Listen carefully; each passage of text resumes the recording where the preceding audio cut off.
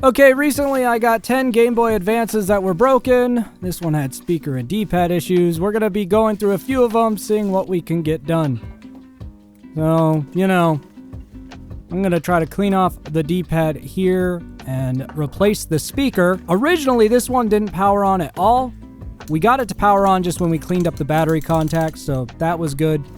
But now it's powering on, but the volume doesn't really work. Well, it does, it just statics in and out. So we're gonna see if replacing the speaker will help there. And hopefully just cleaning the D-pad will make the D-pad work. I don't see anything wrong with it, so I think just cleaning it will fix the D-pad. Let's get rid of this extra solder, and we're gonna use this board for our loaner parts. This board was so corroded that there's just no hope for it, at least with my expertise, so anytime I need parts, I'll be stealing it from that board. Now to get this one reattached. And these wires need restripped. It'll be fine, don't worry about it. And there. Done and done. Let's see if we got another working Game Boy Advance now with a nice, simple repair. Alright. I'm just screwing this down just to make sure there's nothing like jiggling around in there when we test this. Sound is already an issue, so that's not a good sign. Ugh. D-pad seems to be working now, so that's good. But this volume is, like, if you tap it, it goes full volume, then low volume. Alright, so one of two things is going on here. Either the actual audio chip is dead, or it just needs resoldered. Not the audio chip, I mean, like, the volume wheel might need resoldered, so that's what I'm going to try. And then if it's not that, then the audio chip might need resoldered and or replaced, which I don't have a heat gun to replace the audio chip. So I'm hoping just resoldering the volume wheel will fix it, since it's just kind of a glitchy, weird issue. It also could be this capacitor right here. So I'm going to resolder the feet of the capacitor as well, in hopes that I don't have to replace all these things. It's something in this corner, going wrong with this. So let's resolder the capacitor. Sure, nothing could go wrong doing that, because I'm not fat fingering it or anything. It's foreshadowing, by the way.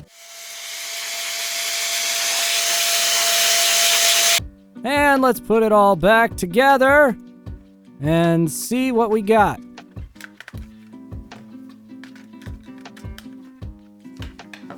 And now it doesn't power on. Something's gone terribly wrong, because now we're back to square one when we first got this, and it wouldn't power on. So let's take a look. And I think I see the problem, but I need the microscope to be sure. Yep. That's not supposed to be crooked. Now, I don't think it could be overstated how small of a part this thing is. This is the part removed from the board. Right there. It's in the tweezers. That's how big this is. That. Now, I don't have a miniature soldering kit. I don't have a heat gun that would make this probably a little easier to reattach. And so in my failed attempts to get this straight again, I ended up accidentally just removing a second one. So now I've got them in this bag, because now these tiny little capacitors or transistors or whatever they are both gone. So now this is missing two of those. So we're just gonna forget about this one and start working on a different Game Boy for now, I guess. Let's check out this one. This one powers on. And seems mostly fine. I'm not sure what was wrong with this one. I think it's just that it's not powering on the first try. So let's refeet whatever the soldering on the actual power buttons, since the power button sometimes is needing a couple switches before powering on. Honestly, it's more likely the capacitors in this area. This is just wishful thinking to see if we could get it to power on consistently. Huh. Maybe that was all it needed. It wouldn't be the first time, so it's not super surprising. Unfortunately, this volume wheel is still being funky, kind of like the other one we were working on. So I'm going to try to refoot the chip as well as the volume wheel on this. And again, hope for the best, and this time be extra careful not to bump these capacitors this time, or whatever those little microscopic things are. So let's just refoot this and see if we could get the volume working again, the normal way.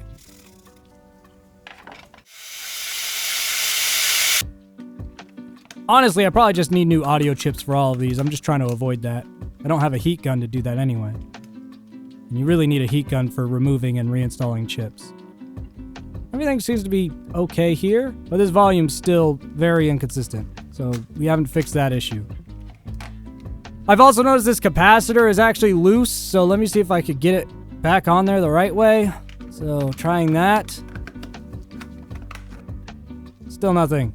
So I think the problem with this one's volume has to do with, you know, the chip. We're just gonna switch to this one, you know, since I can't fix these other ones. This one's got a lot of battery acid corrosion in it. Let's see how bad the damage really is. Oh, that's missing its contact entirely. Didn't notice that. Well, we'll just... Oh, you don't want to see that. Anyway, we're going to replace these battery contacts, get rid of this shell and all the acid around it, and hopefully with new battery contacts this will work. Now, there's no guarantee it will, because who knows what else has been damaged through this acid. This other contact is really hard to get off, because there's nothing to grab onto, so I'm just trying whatever I can figure out here. Come on.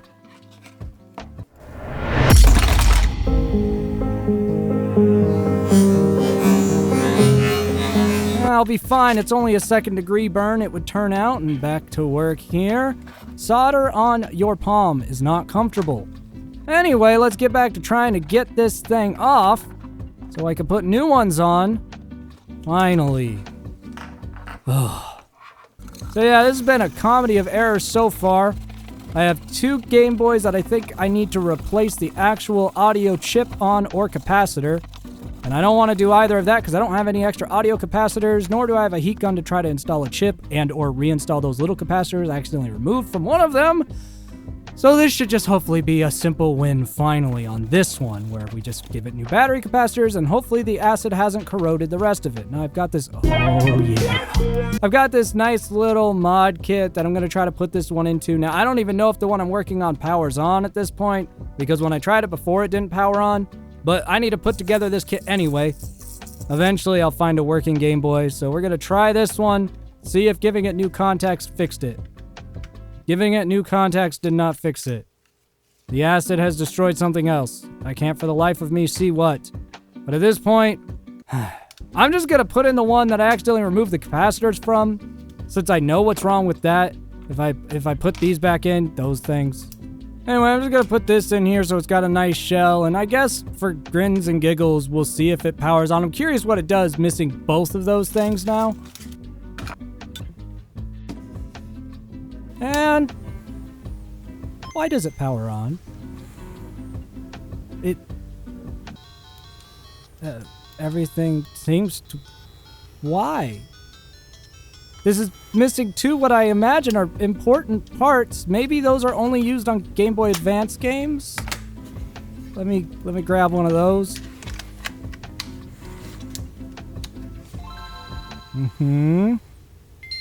Why does this work? Now, obviously I can't sell this because I imagine long term those are important parts. But I just can't figure out why this... Even the volume's working normally now. Why? Why is it working? I guess one of those was bad and not having those... I don't know. I don't know.